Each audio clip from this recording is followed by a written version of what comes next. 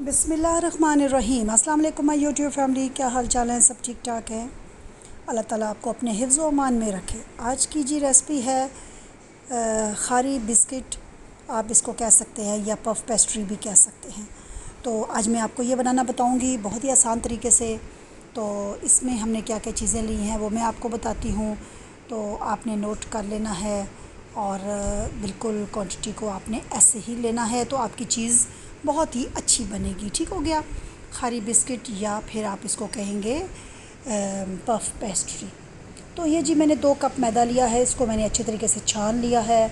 जब भी आप कोई चीज़ बनाएंगे बेकिंग की, कुकिंग की, तो आप कोशिश करेंगे कि मैदे को छान के इस्तेमाल करें। ठीक हो गया जी? एक बर्तन में हमने मैदा ले लिया है और मैदे को हमने छान लिया है। अब इसमें नेक्स्ट चीज़ जा रही है जी अजवाइन। तो ये भी हम हाफ़ टी स्पून लेंगे, या आपको अगर ज़्यादा पसंद है तो आप ज़्यादा भी ले सकते हैं, और अगर कम पसंद है तो इससे भी कम कर दीजिएगा। और 1 टीस्पून आप इसमें नमक डाल देंगे। और इसमें आपने और क्या डालना है, साथ साथ रहिएगा। छोटी छोटी सी टिप्स होती हैं, बातें होती हैं नोट करने वाली, आपने गौर से वीडियो देखनी है, स्किप बिल्कुल नहीं करनी। तो अब हम इसमें घी डालेंगे। आप तकरीबन 2 कप मैदा है, आप 4 टेबल स्पून इसमें घी डाल दीजिएगा। मेल्टेड घी होना चाहिए, बहुत ज़्यादा सख्त नहीं होना चाहिए। और आजकल तो गर्मियां हैं, घी वैसे ही पिघले हुए हैं। आप इसको पहले मल लें, घी, अजवाइन और नमक डाल के इसको अच्छी तरीके से मल लें। और फिर इसको नॉर्मल पानी के साथ आपने गूंद लेना है। जिस तरह एक डो बनाते हैं ना, आपने डो गूंदनी है। अच्छे तरीके से डो गूंदनी है, ना पतली ना सख्त, दरमियानी सी डो जिस तरह होती है ना, आपने उस तरह इसको गूंद लेना है।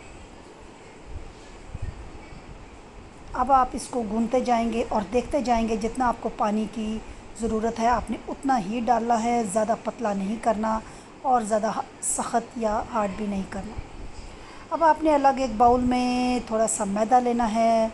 मैदा भी आपका 3 टेबल स्पून और कॉर्नफ्लावर भी आपका 3 टेबल स्पून, और उसमें तकरीबन 4 से 5 टेबल स्पून जो है ना, आपने घी डाल के इसको एक पेस्ट बना लेनी है। अच्छी तरीके से इसको मिक्स कर लीजिएगा। घी आपका ज़्यादा होना चाहिए, ठीक है? तो जब ये लई सी बन जाए, पेस्ट सी बन जाए, तो आप इसको रख लें। और अब आपने जो आटा गूंदा है उसको थोड़ा रेस्ट दे दें। रेस्ट 10-20 मिनट का दे दें। उसके बाद उसको फिर दोबारा से निकाल के गूंदें और फिर दोबारा उसको थोड़ा सा रेस्ट दे दें। ठीक हो गया जी? तो ये 2 दफ़ा रेस्ट हमने दिया, इससे ज़रा इसकी कंडीशन अच्छी हो जाती है और चीज़ अच्छी बनती है। अब उसके बाद इसके आपने पेड़े कर लेने हैं नॉर्मल साइज़ के, क्योंकि आपने नॉर्मल साइज़ की रोटियां बनानी है। मैंने इसके 4-5 पेड़े कर लिए थे। पहले मैंने ज़्यादा किए थे, फिर मैंने कम कर लिए थे क्योंकि एक पेड़ा छोटा था। फिर मैंने बराबर करके तकरीबन 4 पेड़े मैंने कर लिए थे। बिल्कुल इक्वल साइज़ के करेंगे तो ज़्यादा बेहतर होगा। तो नॉर्मल इक्वल साइज़ के आपने पेड़े कर लेने। 4 पेड़े हो गए जी हमारे। और अब हम इसको रोटी की शक्ल दे के इसको बेल लेंगे। अब आपने इसको हल्का सा मैदा शैदा लगा के ना, तो उसको बेलना है ताकि आराम से बेल जाए। ये ज़्यादा मैदा लग गया, आपने इससे कम करना है। इसको देखिए, अब कम कर दिया मैंने, ज़्यादा हो गया था। तो कोशिश करना है मैदा बहुत ज़्यादा नहीं लगाना, बस नॉर्मल रोटी जिसमें आसानी से बेली जा सके, बस पतली सी रोटी आपने करनी है। ज़्यादा आपने मोटी रोटी नहीं बनानी।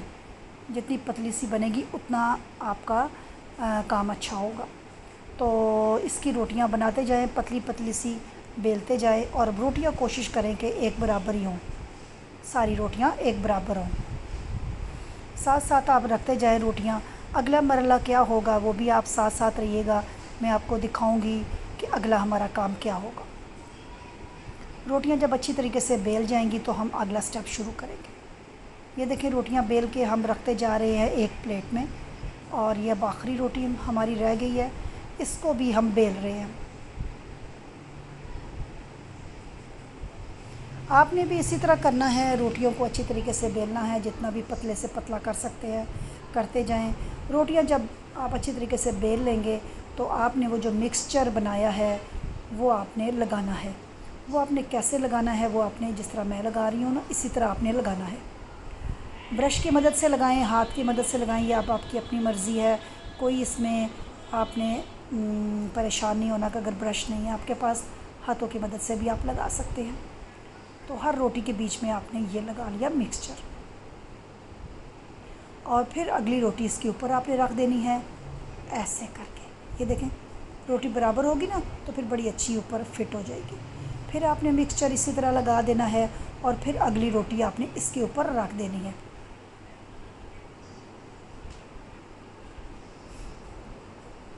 तो ये देखें जी, हम अगला मिक्सचर भी लगा के फिर रोटी इसके ऊपर रख देंगे। इसी तरह सारी रोटियों को आपने करके एक दूसरे के ऊपर रखते जाना है। काम बहुत आसान है, मुश्किल नहीं है, लेकिन थोड़ा मेहनत तलब काम होते हैं, सुकून से काम करने वाले होते हैं। इसमें जल्दबाजी नहीं करनी, सुकून से काम आपने करना है। और ये हम अगला मरला भी आपको बताएंगे कि इसमें हमने इसको क्या करना है, किस तरह ये पकेंगी। तो ये जी आखिरी रोटी है, ये हमने डाल दी है और आखिरी रोटी के ऊपर भी हमने ये देखें लगाया है मिक्सचर। जो एंड वाली रोटी है ना उसके ऊपर भी आपने मिक्सचर लगाना है। अच्छा जी, ये मिक्सचर जी हमारा लग गया इसके ऊपर भी। अब हमने इसको फ़ोल्ड करना है। फ़ोल्ड कैसे करना है वो भी आपने देखना है। आपने मेरी तह जो है ना वो तह देखनी है कि मैं किस तरह लगा रही हूँ। जिस तरह आप एक चकोर पराठा बनाते हैं ना उस तरह आपने तह लगानी है। अब जी ये देखें, ये हम चकोर पराठे की तरह इसको चारों रोटियों को तय लगा रहे हैं। और ये देखें फिर इसके बीच में भी हमने मिक्सचर को लगाया है। वो जो हमने बना के रखा था ना मैदा, कॉर्नफ्लोर और घी का, वो हमने इसके बीच में भी लगाया है। अब इसको आपने 5 से 10 मिनट रेस्ट दे देना है, अगर आपके पास टाइम है तो। नहीं है तो कोई बात नहीं, आप इसको बेल सकते हैं। अब आपने इसकी रोटी सी बनानी है, नॉर्मल सी, ना मोटी ना पतली, बस ज़्यादा पतली भी नहीं करनी और ज़्यादा मोटी भी नहीं करनी। ये देखें जितनी मैंने की है ना, बस अंदाजे से आपने इतनी ही रखनी है।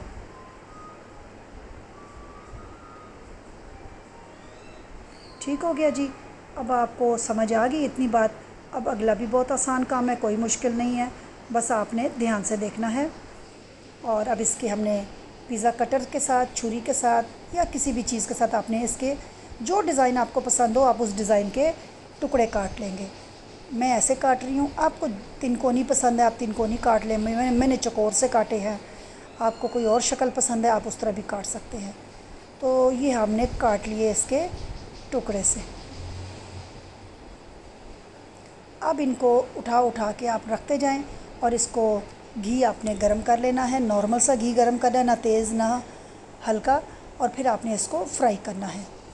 तो घी आप चेक भी कर सकते हैं पहले कि आपका घी गर्म हुआ है कि नहीं। एक छोटा सा टुकड़ा डाल के आप चेक कर लीजिएगा। अगर आपके मतलब का घी गर्म हो चुका है तो आप फिर आस्ता आस्ता जितनी आपकी गुंजाइश है वो उतनी डालिएगा कढ़ाई में। ये नहीं कि आप सारी डाल दें तो फिर वो आपस में ख़राब हो जाएंगी, जुड़ जाएंगी या कोई और मसला हो जाएगा। तो पहले मैंने एक डाला है टुकड़ा और इसको मैं चेक कर रही हूँ कि घी कितना गर्म है, मेरा काम रेडी है कि नहीं रेडी। तो ये आपने ज़रूर पहले चेक करना है। उसके बाद आपने बाकी चीज़ें डालनी हैं। कढ़ाई को आपने साफ़ सुथरा, इसमें पानी बिल्कुल नहीं होना चाहिए वरना घी आपका उछल उछल के आपके ऊपर गिरेगा। खुश्क कढ़ाई में आपने घी डालना है, ऑयल डालना है, जो भी जिसमें भी आप फ्राई करना चाहें। अब मेरा काम हो चुका था और मैंने बाकी भी डालना शुरू कर दी हैं और मैं इनको साथ साथ कोई ना ज़्यादा तेज़ आंच रखिएगा ना हल्की रखिएगा, कोशिश करके ज़रा दरमियानी आंच रखिएगा। हल्की हो तो ज़्यादा बेहतर है क्योंकि अंदर से फिर ये कच्ची रह जाएंगी। और आप इनको फ्राई करते जाएं और निकालते जाएं। बड़े मज़ेदार से खस्ता और बहुत ही प्यारी सी आपकी ये शाम की चाय के साथ आपकी एक डिश तैयार हो जाएगी।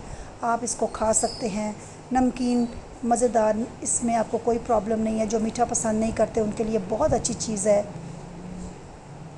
बाकरखानी सी बन जाती है एक ये। इसको कोई भी आप नाम देना चाहें आप दे सकते हैं, बहुत से इसके नाम हैं, जो आपको दिल करे आप इसका नाम रख सकते हैं। तो आप इसको फ्राई करते जाएं और जो जो पकती जाएं आप उनको उतारते जाएं। देखिए जी, मज़ेदार सी आपकी शाम की चाय के साथ आपकी डिश तैयार हो गई है। बहुत ही खस्ता तैयार होती है। अब इसको एयर टाइट जार में बंद कर दीजिएगा जब ये ठंडी हो जाए, वरना ये नरम पड़ जाएगी और फिर आपको खाने में बिल्कुल मज़ा नहीं आएगा। आजकल बारिशें हो रही हैं और बरसात सा जब मौसम होता है तो हर चीज़ ना नरम सी हो जाती है। नीचे कोई भी कागज़ अखबार रख के इसको पहले ठंडा कर लें और फिर इसको आप तोड़ के देखें। ये देखें कितनी खस्ता मैंने एक कुरकुरी सी निकाली है, खस्ता सही पकी हुई। तो आप इसको खा के देखेंगे तो और मज़ेदार होगी। आप इसको केचप के साथ खाएं, चटनी के साथ खाएं, खाली खाएं, चाय के साथ खाएं, जैसे आपका दिल करता है आप खाएं।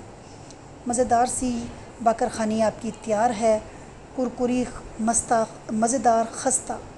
ठीक हो गया जी। तो आपने मुझे फ़ीडबैक ज़रूर देना है कि ये आपको आज की रेसिपी कैसी लगी। अब मुझे इजाज़त दीजिए, दुआओं में याद रखिएगा। अल्लाह हाफ़िज़।